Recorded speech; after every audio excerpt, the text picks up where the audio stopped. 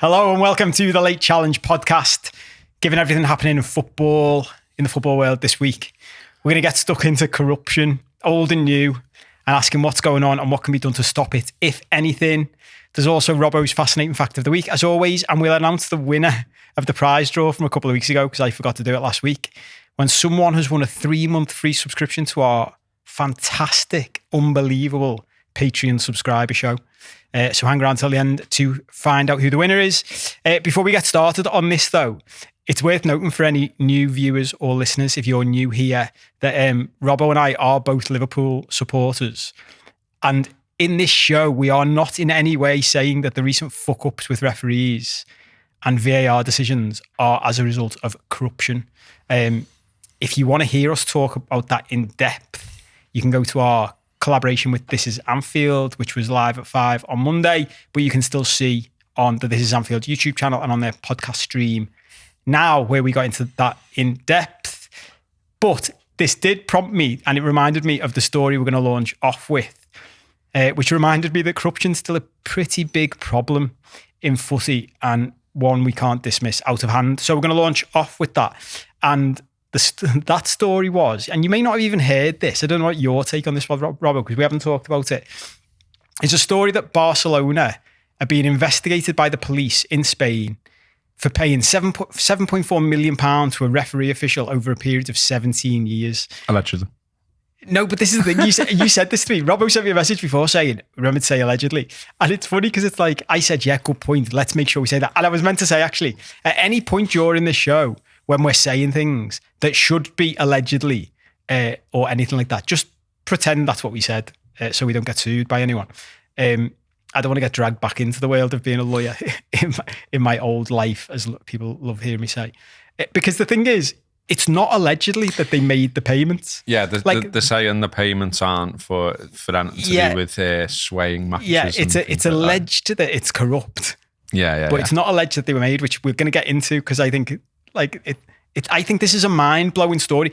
For me, this is on a par with the stuff we've talked about on other shows and in our Patreon about aliens. Like people announcing that aliens are real and everyone just being like, oh, and it's not being this big thing. I'm like, I think Spanish football being a bit wild isn't the biggest story ever. Do you think that's what it is? You know, when I was reading your agenda, and like, there's nothing on there about Real, is there really? You know, like they're not even getting like a passing reference in there because it's about the current story, and I get it. But when I read it, I thought, well, hang on, like there's loads of mad things involving them over the years. You know, like, I mean, I don't know the full story, I haven't got it in front of me, but like the brief sort of Gareth Roberts version of it is they were skint and then they sold a shed to the government for £5 billion, something like that. Well, do you know what I mean? Well, and it was like a proper another nothing to see here type situation. Something we're going to get into on this is as I started like just doing some research into this, because I thought, we'll do that for this topic this week. It's footy again, but last week people liked the stuff we did about City and Saudi Arabia and stuff and the UAE. So we'll do this again, given the sort of mood in the room. But as I put in like football corruption into Google, it was just hit by like an avalanche of stories. And so that's something, as you're listening or watching this, you might get to the end of the show and be like, well, you didn't mention this and you didn't mention this and you didn't. I'm sure non-Liverpool fans that watch will want to throw Bruce Grobbelaar at us because, you know, that popped up in my head. Oh, should I go back over that old story? And maybe people think, oh, we're ducking that story because he was a Liverpool. No, it literally, like, we probably won't get through all the stories I've put on the agenda. There's that much of it. Oh, there's loads. Which is just mad. Loads of mad stories. So, someone said, I like this actually, after our thing about state ownership of football clubs. Someone commented, I don't know where it was, and I need to start making a note of these things so I can give you credit. But whoever it was, thank you. They mentioned Real Madrid because he said, you're talking about state ownership of football clubs, but Real Madrid is basically the king's club. Yeah. So, like, and that's never been anything other than that's what it is. Royal Madrid. Yeah. Do you know what I mean? Yeah. It's like, and what you said, I remember that story like vaguely from a few years ago. It was like, oh, Madrid are fucked. Oh, what's happened? They've just got loads of money now. They're sound. And you're like, oh, okay. And it does come back to the thing we keep like half joking that like people should use the Frank Drebin nothing to see here gif, which we wanted to put it on the screen, but obviously it's not good enough quality. So look it up yourself if you haven't seen it, because it is funny. Just look at my Twitter. Yeah, that's just all it is. It is. That's all going to be. Our WhatsApp group and your Twitter is just going to be that, isn't it? Over and over again. Here's Howard Webb's statements. Yeah, nothing to see here. Please disperse. But we said that should be used as like, Joe, the official response to stories, and this feels like another one. So just let me read out a little bit of like the BBC football story, and then basically, you know, I'm avoiding us getting sued, because you can get sued for repeating libelous stuff, can't you? Yeah. I should know them part of the action. Yeah. So yeah, just bear in mind some of this is allegations, and Barcelona deny all charges. The headline is Barcelona face corruption charges over payments to former referees official. Barcelona face charges of corruption over payments the club made to Jose Maria Enriquez Negreira, a former vice president of Spain's referees committee. It emerged last month that Barca paid him and a company he owns a reported total of €8.4 million, which is £7.4 million, between 2001 and 2018. Barcelona court heard on Friday that Barca former club officials and Negreira had been indicted for corruption, in quotes, breach of trust and false business records.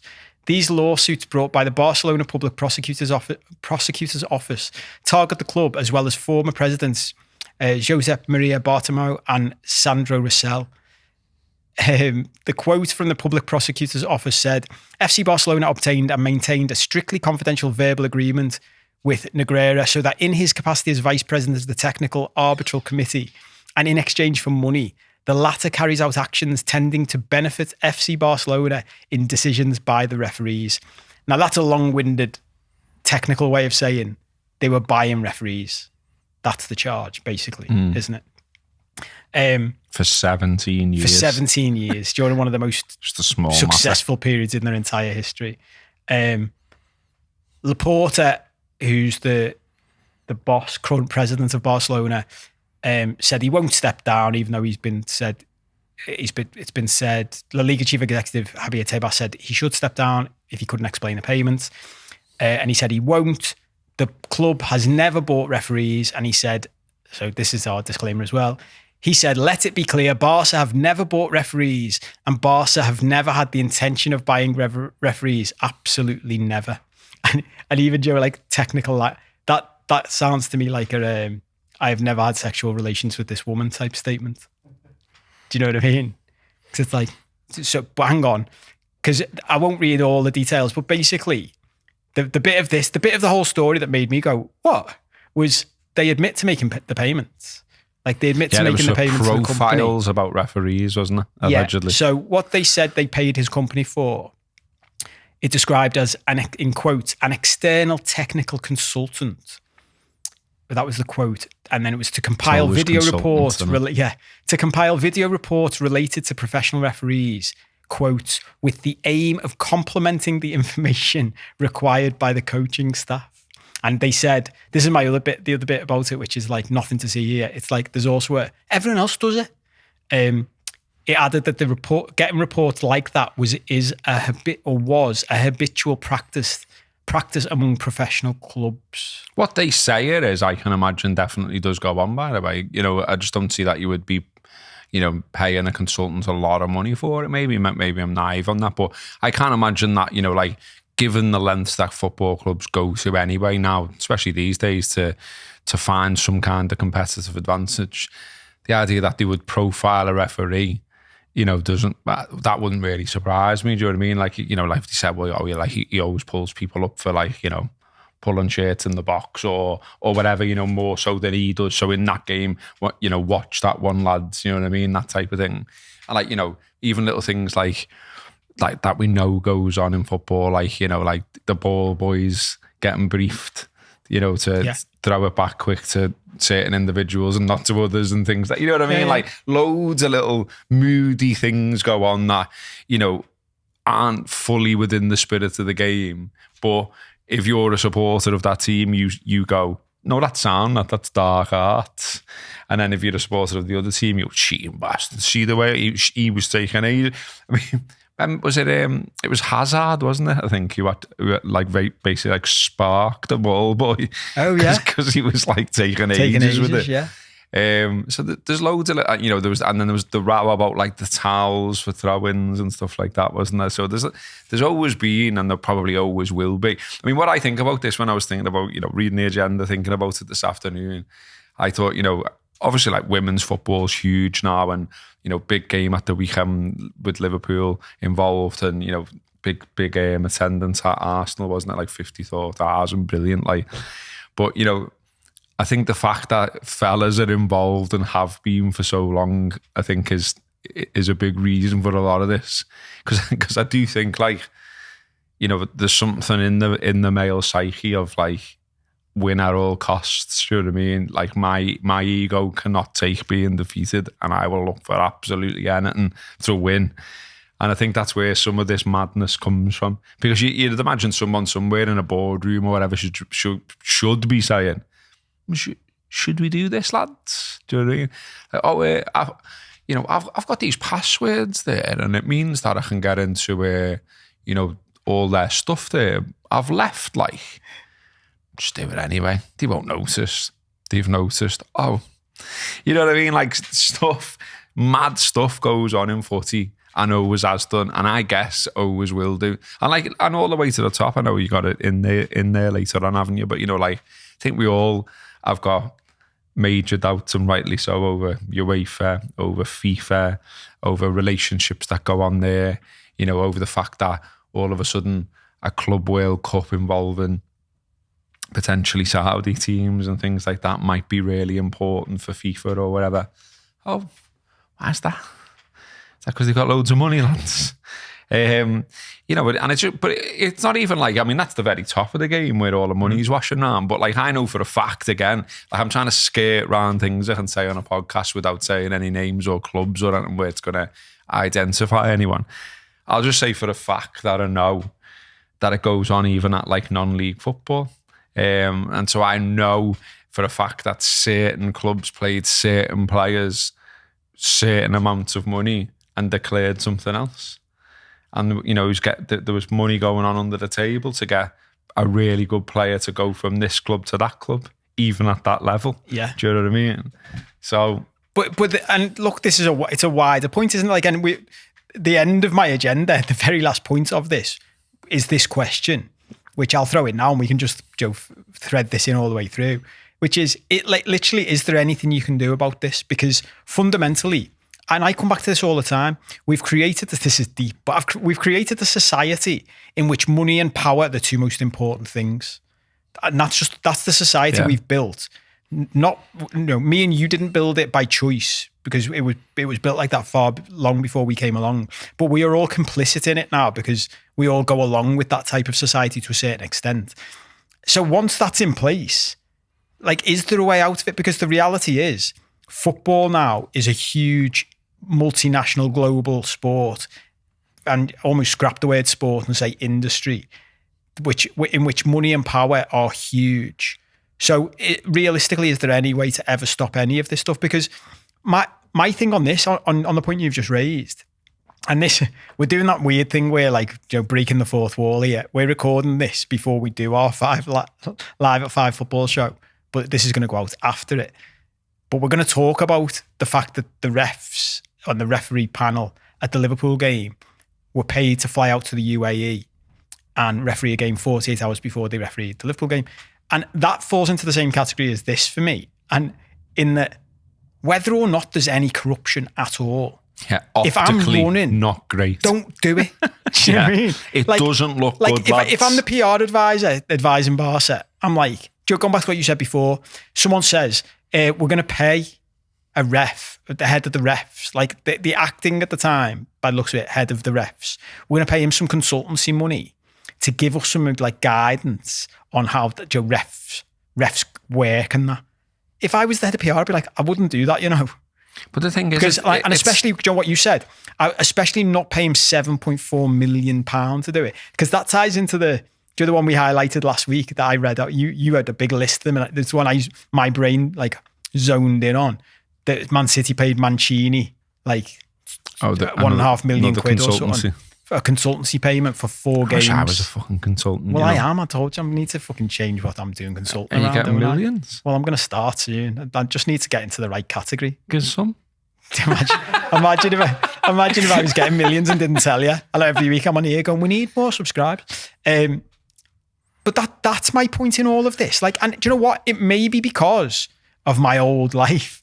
Like, coming from a legal background, from the legal industry, you'd be amazed at how fucking serious that industry takes things like conflict of interest. Like, you can't, when you work for a top law firm, you can't take on a new client without running an internal check to see if you already act for another client that would be in any way in conflict with that one.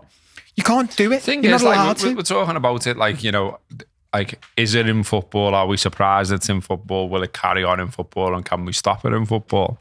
Well, it's rife in local government. It's rife in central government. You know, it's gone to the very top. We know, like, you know, prime ministers have been in compromising situations, and their advisors, and they broke rules when everyone else was, you know, locking down and, you know, whatever. Or, you know, there's 1,000,001 scandals around governments and local governments. It's literally how private eye exists, isn't it? You know what I mean? Yeah.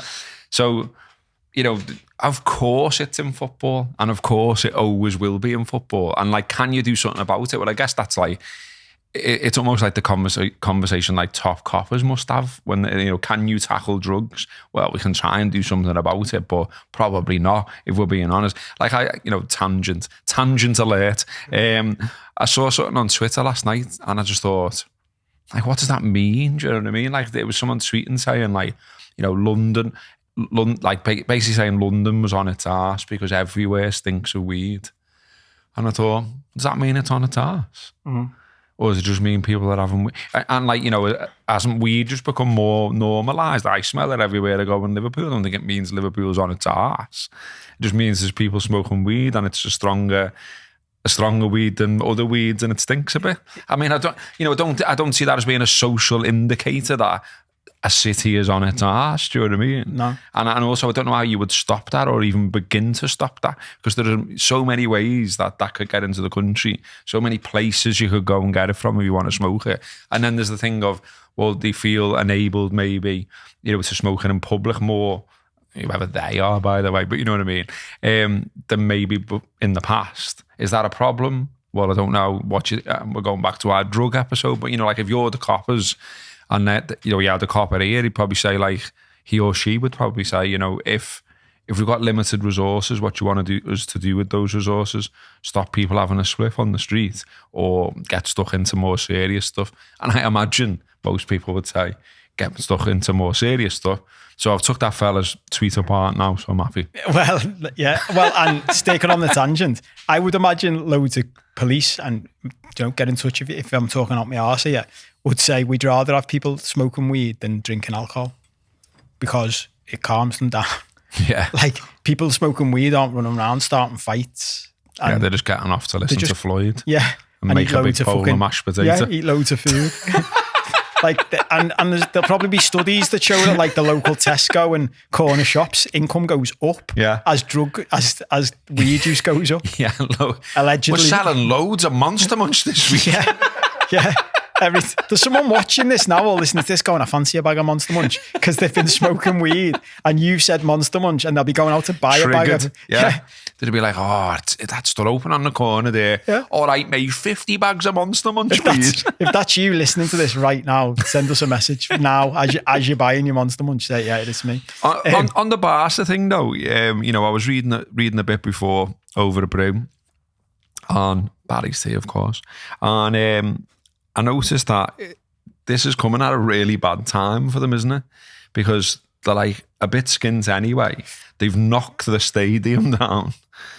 And like... They've knocked the stadium down? Yeah. Have they? They're rebuilding the new camp in a £1.5 billion project. Well, I've heard of that, but I thought they were just doing the thing Nah, they've caved the side of it in. Oh, have they? Are they still playing there?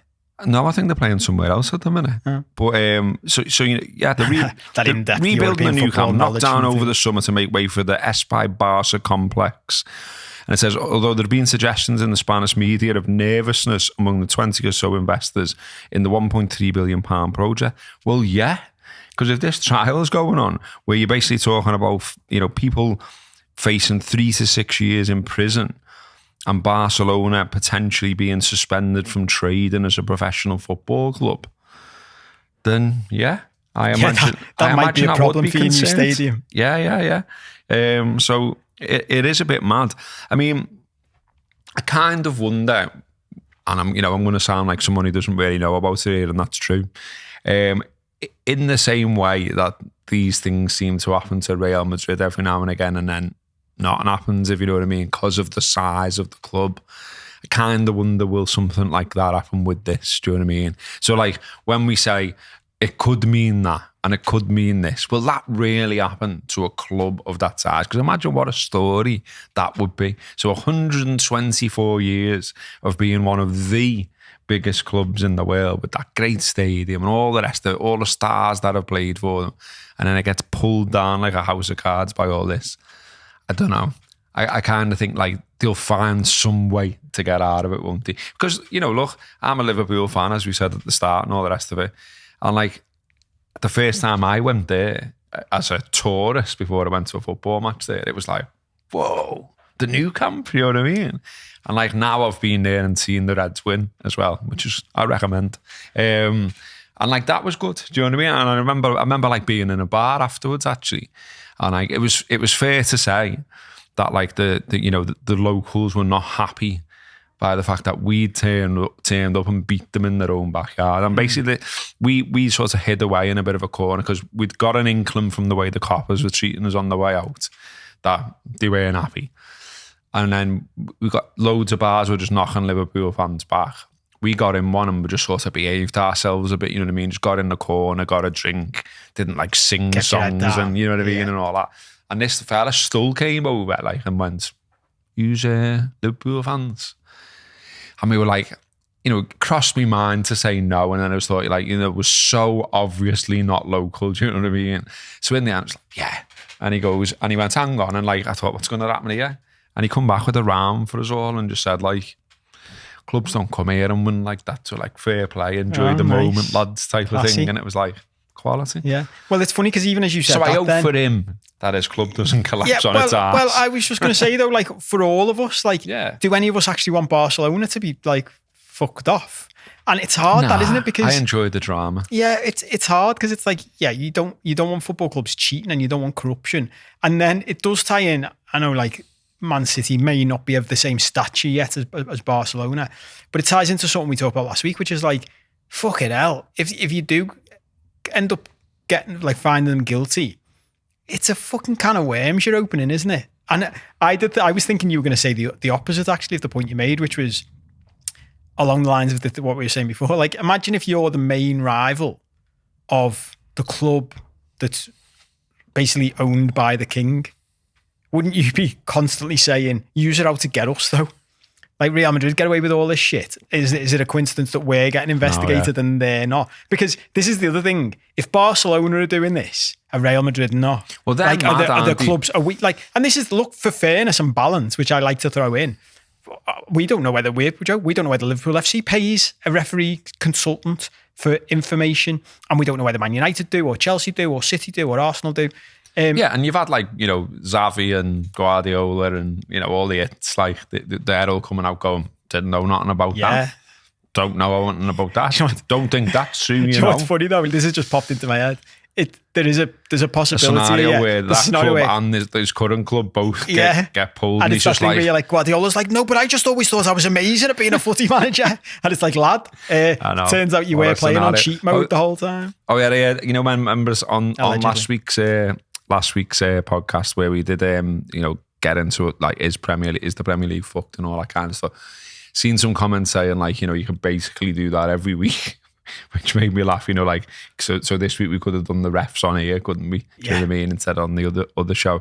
But you remember I said to you, there is a Manchester City fan that does listen, my mate Joe. So he messaged me like, and he said, what did he think? Sorry about the hammer. He said, because there was the hammering in the middle of the show. Oh, yeah. He said like that was. He said That was him. He said that was me with the hammer. He said I'd rather hear about like getting 3 twists in a ball sack and Kobe's arse or whatever. So yeah. Fair play. Sorry, mate. Still not this week. Now we will do a mad one again soon, I guess. Yeah. Also, well, actually, no. I was about to say we do mad ones over on Patreon. Well, we do, but we did a more structured one, didn't we, last week? Yeah. Went through kind of news. Yeah. Kind of but news. It was still kind of news. Yeah. It wasn't not real news. Yeah. It was less serious than this. But it's interesting that following through, that sort of theme. The first story that popped up when I was doing this, like the corruption, like search on the internet, was then the 2016 scandal that the Telegraph revealed in England, which was about English football managers taking bungs, which was the one that led to Sam Allardyce resigning. And the reason I'm mentioning that now is you saying, it goes on at the highest levels of the game. It's going on in the highest levels of government and all of that. And I still remember Allardyce. I remember seeing the footage, the undercover footage. I always love to think of that. It's like from a TV show where they've cut a hole in the side of a bag and put a camera in it. And that's the type of footage it was. Filming Allardyce sitting there drinking his pint of wine. Yeah. And basically, caught bang to rights. And then he resigned. And then I still remember his interview he gave outside his house to the press, where he basically said, it's a disgrace. It's entrapment. And no, there wasn't an element, there wasn't an ounce of remorse. There wasn't an ounce of regret. It was all, I'm a victim. This is a disgrace.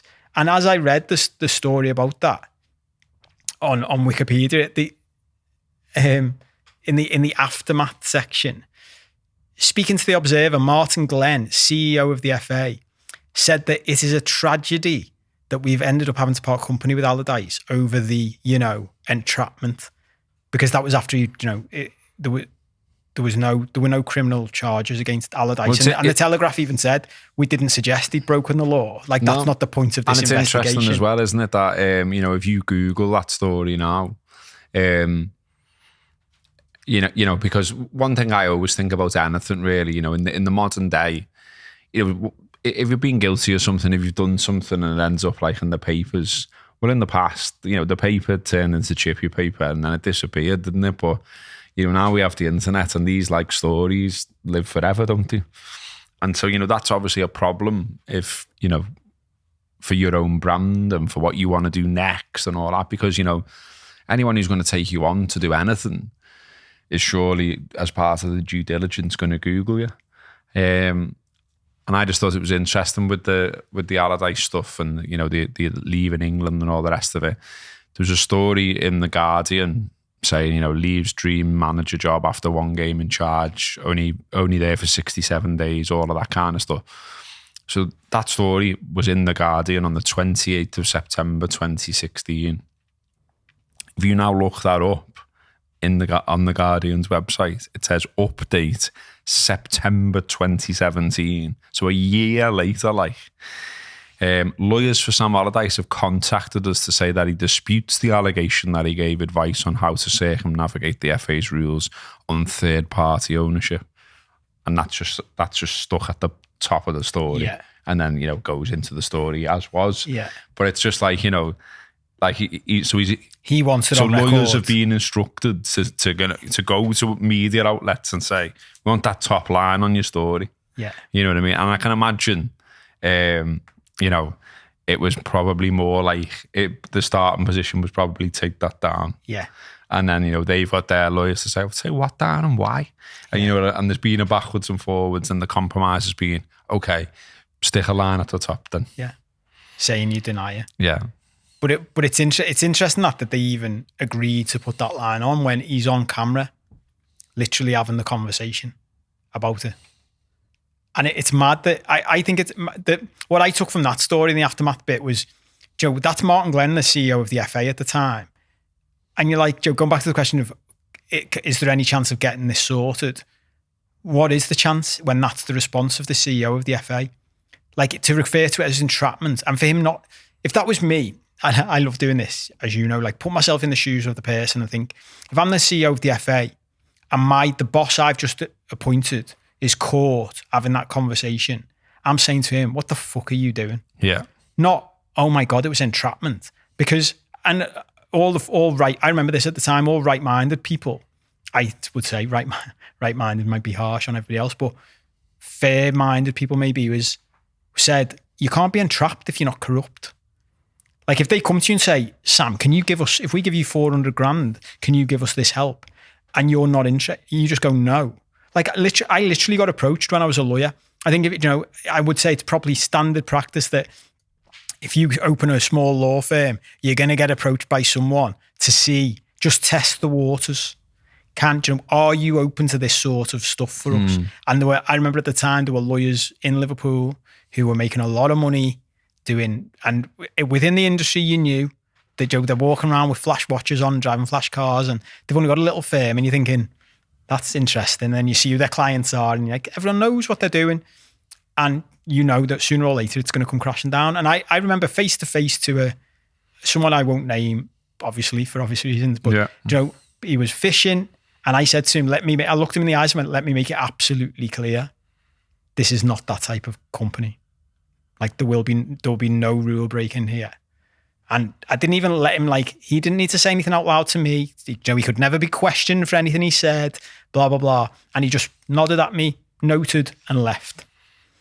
But they're just fishing all the time. And if that footage had been of Sam Allardyce going, not interested, fellas, I'm the England manager, I'm not getting involved in any of this. I get paid well enough, thanks very much.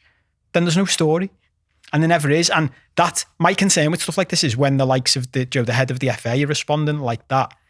And even it's just the big bags of dough thing, isn't it? Wherever you put it, that's the common denominator. Yeah, do you know what I always. mean? So it's like, it's not just football, it's not just law or local governments or something. It's all of these things, all of them, and it's like, there's again, for similar reasons, but there's plenty of stories I know about in sections of life where I just think, well, that's mad, isn't it? You know what I mean?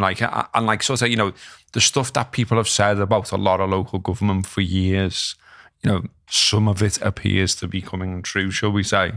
You know what I mean? Like, read between the lines, and it's like, again, it's just sort of like, if you had a really good job anyway and you were really well paid anyway, how much money would you need? Do you know what I mean? Like, if you're absolutely on your uppers, and you couldn't pay your bills and all that, I could kind of understand it a bit more, I guess, if you were tempted by it. But if you're already boosted and you already had a boss car and a boss lifestyle, and some fella's coming up and saying, I want to build X, here's a little envelope for, and make it happen type of thing, wouldn't you just be like, nah? Well, especially if you just got your dream job. Yeah. In Allardyce's situation. And look, we don't want to be contacted by his lawyers to say, put that statement on our website. Well, our we've video. already said that, so it's we? already, we'll reiterate that. He disputes the allegation. He gave but advice on how to circumnavigate the FA's rules on third-party ownership. But look, at the time, as I looked into that story, it was interesting that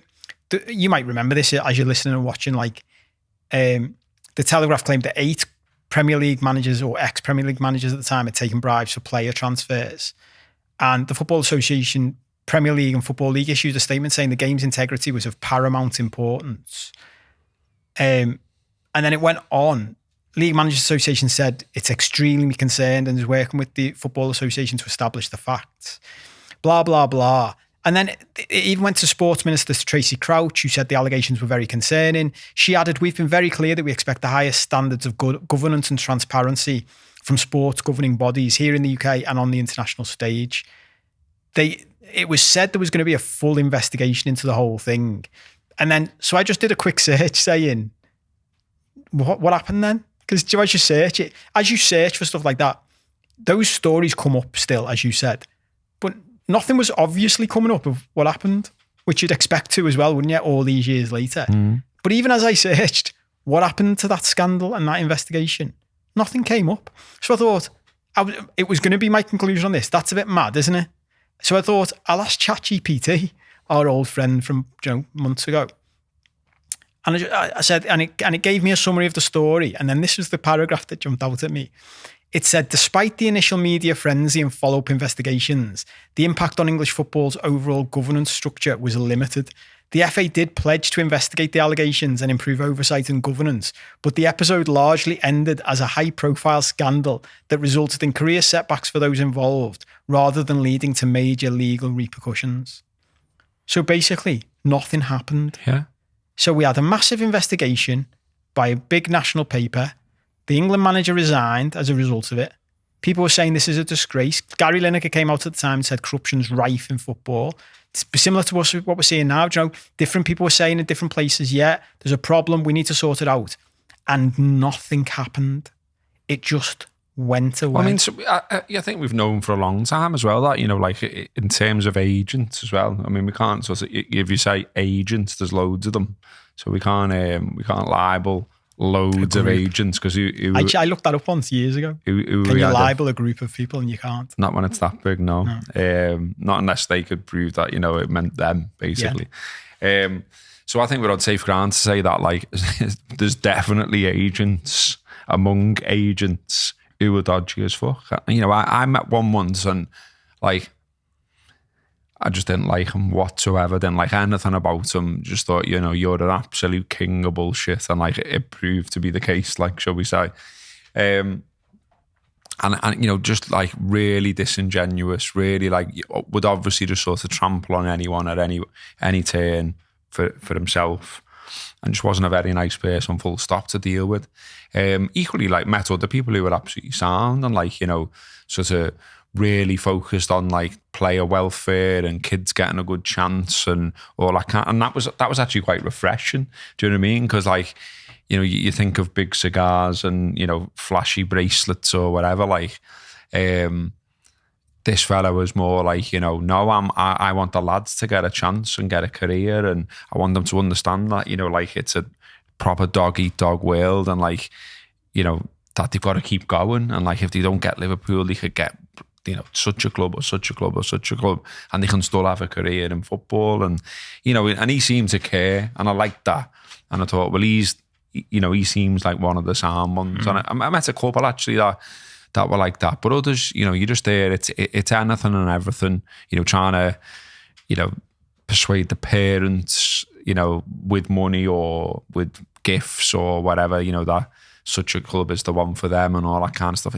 It's just murky as fuck, isn't it? It's all a bit grim, and, you know, you see the stats all the time for the amount of lads that, you know, obviously don't make it in football. And, like, you know, there is a bit of a, like, I find like the, you know, the sausage factory aspect of academies a bit grim as well. You know, I can remember dealing with someone who rang me up at, you know, one of the papers I was working at once upon a time, and sort of said, you know, like, want you to do this story, like, my son signed for blah blah and all this. And I was like, well, how old is he? And he was only dead young, like, and I just said, I'm not doing a story on that. And she was like, why? You know, blah blah blah, my son's this, that and the other. And I said, yeah, he's been signed to the academy. That doesn't mean anything. You know, yeah, it means, like, you know, you obviously have to reach a standard to sign for an academy, but it doesn't mean any more than he's signed for the academy. It's like, come back when he's 16. As well as, like, 100 other kids this year. Exactly. Like, you know, come back when he signed pro forms and, like, you know, he's properly. Even then. I know, but even then. I know. But, you know, the amount of lads that are on that conveyor belt, and, you know, they know, the academy knows he's got no chance, but we need, like, 22 lads here to kick the ball around to make the match up or whatever, you know what I mean? They know that there's only, like, maybe 2, 3 in an age group that are likely to make it, but they're all strung along anyway, do you know what I mean? And I guess from their perspective, they'd probably say, well, what do you want us to do? But just me as I don't know, some kind of Puritan or whatever, looking at it, just thinks, it's a bit shit though, isn't it? Do you know what I mean? Like, and especially when, like, you know, some of the clubs insist on taking them away from their mates. You know what I mean? Like I remember, you know, talking with Steve Warnock about that. Because remember, he said he wanted to carry on playing for the local side. Oh, yeah. Because, you know, he enjoyed play. I think it was West End and Ormskirk. He wanted to carry on playing with them because it was his mates. And, you know, he was at the age where football wasn't a business to him. He was enjoying playing football and wanted to play with his mates. And I think, personally, that bit should be encouraged until the very end. Do you know what I mean? This is a tangent as well, isn't it? Well, do you know what's funny? It's funny because I watched the movie about the Williams sisters, Venus and Serena. Have you seen it? No. King Richard, Good. about their dad. Boss. And I guess if anyone who's watching all this and who's seen it or knows more about it than I do, it's one of those stories that I guess there's more to his story than portrayed in the movie. Because obviously when you write a screenplay, you've got to pick an angle to go at, haven't you? And it surprised me. I thought the story was going to be about him being one of those overbearing parents who, forces their kid down a route. Which if anyone hasn't read Andre Agassi's book, have you ever read that? No. Unbelievable. Like, I was telling Siobhan about it the weekend, like, must have read it 20 years ago, 15 years ago, and still can feel like the emotional impact it had on me. I remember reading it next to the pool on holiday, and my missus at the time going to me, "What are you reading?" Because she went to me like, "You literally, your mouth's open, like with shock." It was the most shocking book I've ever read, and it's a true story about the way his dad was with him to make him a pro tennis player. It was awful.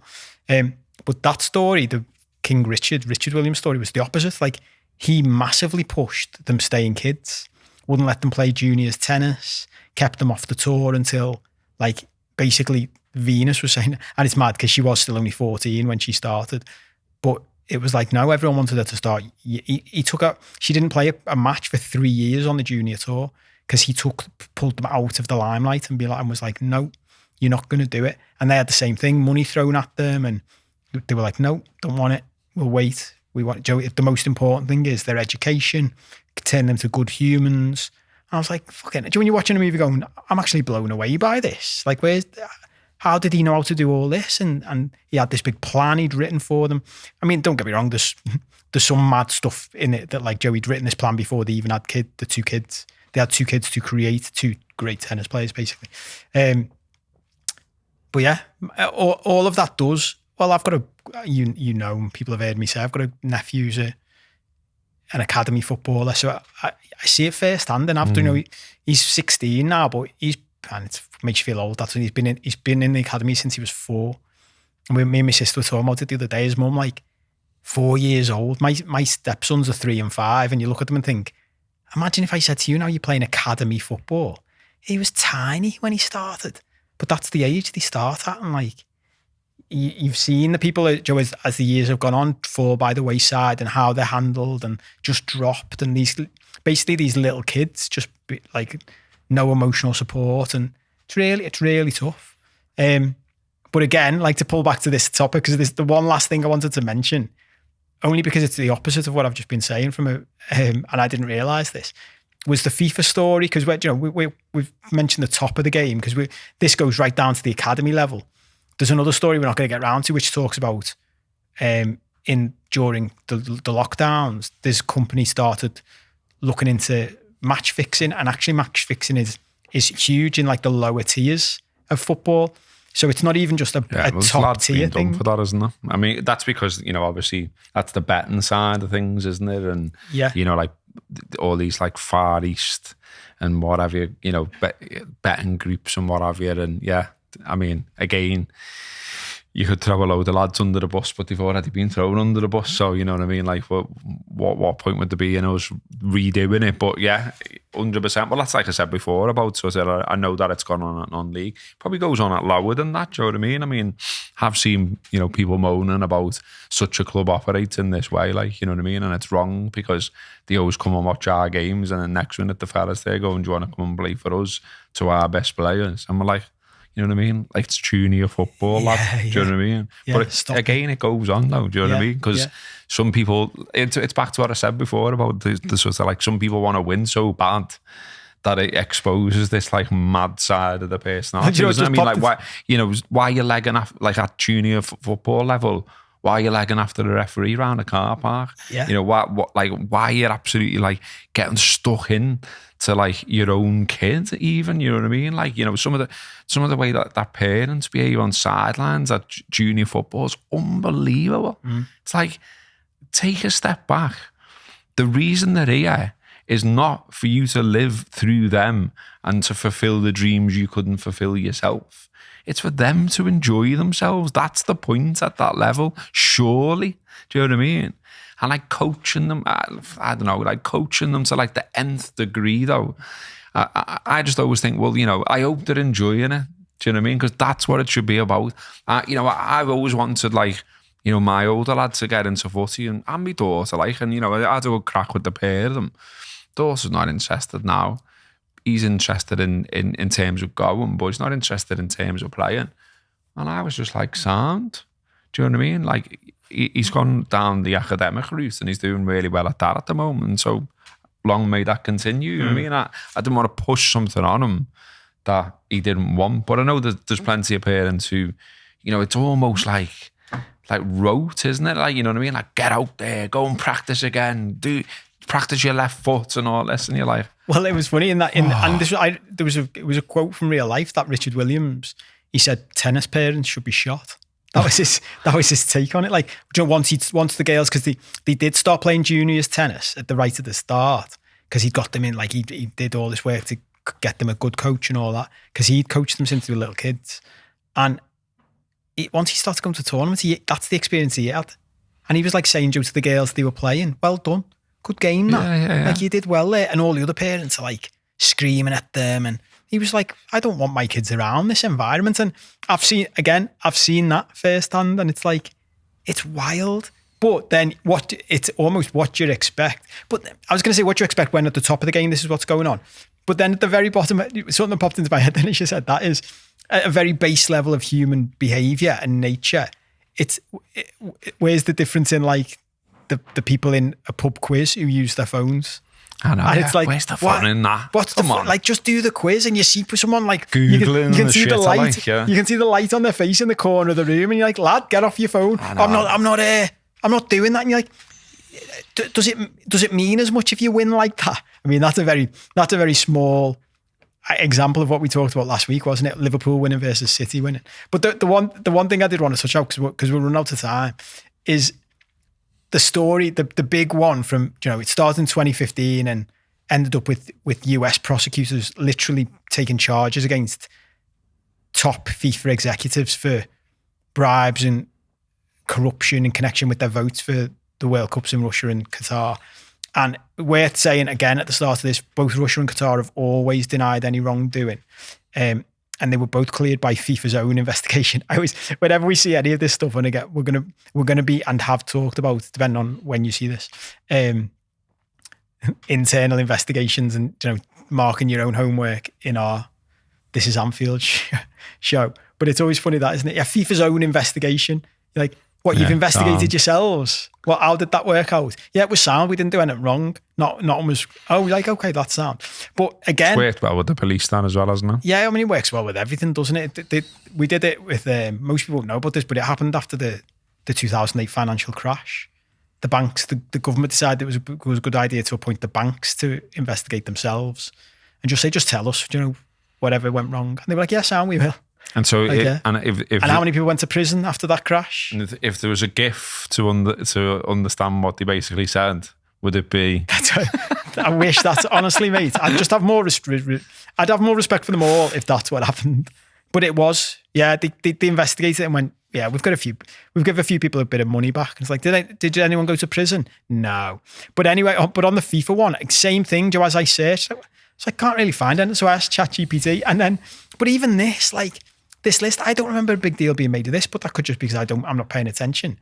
There's a big long list of people who pleaded guilty or were convicted as a result of that investigation in FIFA.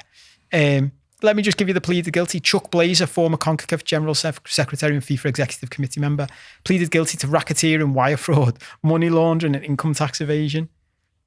Daryl Warner and Darian Warner, sons of Jack Warner, another FIFA executive, pleaded guilty to various charges, including wire fraud and money laundering.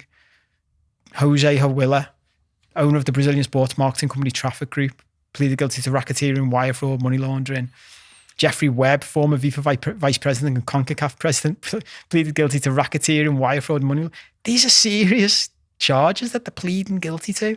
And it's like, again, it just seemed like another one of those stories that just disappeared and we don't talk about anymore. And I think that's the biggest thing for me. It's just, how will anything ever change if we don't stop and go, but should we do something properly about this? Like, don't we want it to be clean, or as clean as we can get it? But we've only got 5 minutes left. So do you want to do your Do me fact of the week? Indeed. Okay. Well, my fact of the week starts with Garston's Bankfield House Community Centre. For those that don't know Garston, I would say it's when tabloid newspapers say somewhere's tough, and I'm speaking here as a lad that's grown up in Huyton, do you know what I mean? So Huyton is also described as tough. Also normal working class area. There's a way to describe it as well. Anyway, so a community centre in Garston called Bankfield House. They decided to hold a fundraiser in 1967. And they wanted to hold a celebrity football match at Holly Park, which is the ground of the no longer with us South Liverpool Football Club. Without going into all the details about South Liverpool, but it is a fascinating story. They were a successful non-league club. John Aldridge played for them. Jimmy Case played for them. And you used to be able to see their ground from the railway, but it's sadly no longer with us. As I say, it's now South Parkway Railway Station, Allerton Ways. But yeah, this fundraiser, this football match, the organiser of said football match decided, he'd aim big for this football match. So he got himself sort of, some players that you might expect to play in something like this. So, Dave Hickson, Billy Bingham, Manchester City's assistant manager, Malcolm Allison, they all agreed to play. Former Liverpool captain Billy Liddell, he said he'd lead one of the teams, but he still wanted like something else. He wanted something where people will be like, wow, like I've got to get myself to this game. So first off, he aimed for Pele. This is a bloke called Brian Taylor. Aims for Pele and doesn't get there with Pele, but wrote after him anyway, type of thing. And this Pele's 26 at the time, in his prime, all the rest of it. So next up, he telegrammed Real Madrid about Puskas, asking if he was available. Still playing with some success at the age of 40, being among the competition's top scorers as Madrid won the 1966 European Cup. Anyway, he gets a response, Taylor, in the shape of a telegram which read, "All I wait is for you to send me plane ticket." And Puskas, one of the greatest footballers in the history of the game, from the man himself, decided to get involved. Nice. So Taylor goes to Heathrow, meets him off his flight. They got a flight to Liverpool, where Puskas was greeted by Liddell, the Deputy Lord Mayor and the chairman of Liverpool's airport committee, who festooned him with ribbons, plied him with champagne, and proclaimed him to be the airport's 500,000th customer. Apparently still looked remarkably fit. And yet, so then this this thing develops, like, Puskas is gonna play in this charity match at non-league South Liverpool. So they have people sort of, looking after him and all this kind of stuff. He's kicking around, as I say, at Liverpool Airport. And it ended up anyway that it all worked out rather nice. So the interest generated by Puskas resulted in a crowd of 10,000 people in South Liverpool's ground, with as many again said to have been locked outside. The Echo reported that Puskas was forced to take evasive action to dodge the hordes of autograph hunters following him around. Tickets were 3 and 6, which, according to this Guardian report I'm reading here, the equivalent of about £2.40 in today's money. And in the end, the match raised about £1,100, which is, with inflation again, about 15 grand. And I got reminded of this. Probably should give him a shout out. I've done a bit of a U there, and I haven't noted down the lad's name. But a couple of people have sent me messages since we've been doing this, saying, what about South Liverpool? What about the Puskas story and all that? And I was like, yeah, I'll get to it eventually. Like, and then another lad messaged us on Instagram this week and said, I'm sure you've probably heard this tale, which I had, but he was like, but he actually sent me some pictures of the programme, which I'd never seen before. Nice. So thanks, mate, for sending them in, because that reminded me to tell this story. The score, by the way, 8th of May 1967. This was the Lidl 11 beat the Puskas 11 5-3.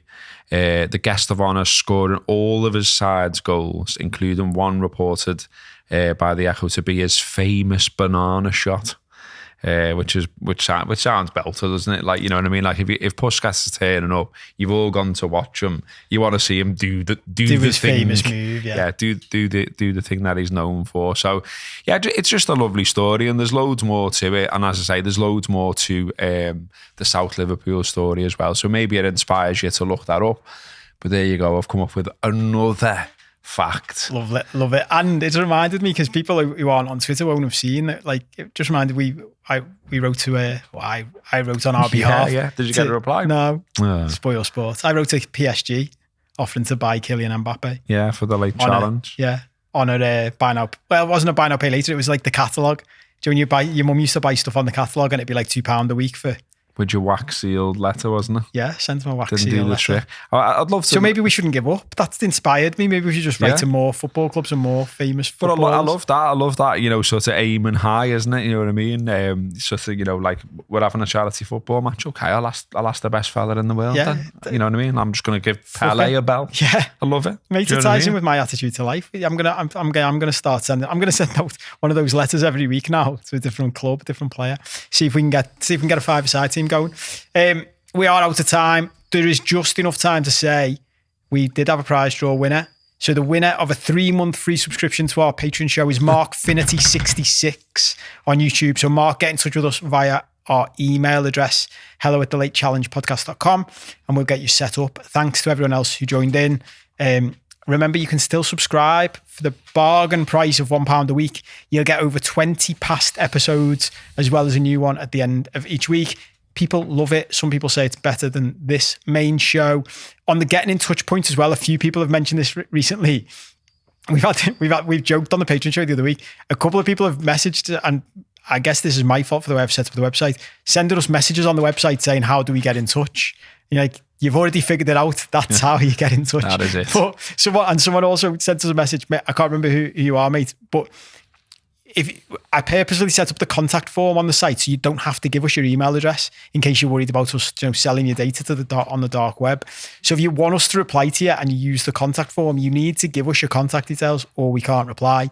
So if you want to get in touch, go to the website, which is thelatechallengepodcast.com. You can see all the contact details in there, the contact box, the email address, which is hello@thelatechallengepodcast.com, and all the social media addresses. There's something else I was going to say as well. Can't remember now. Get on the Patreon. We'll be back later this week. Just in case you didn't read the sign. Yeah. Is that enough? Get on the Patreon for 1 week. Yeah. And go and check out, if you want to hear us talk more in depth in the past, which is now going to be the future for us, about Liverpool and what went on at the weekend, go and check out This Is Anfield YouTube or podcast stream, and you'll hear us talk all about that there. See you next week.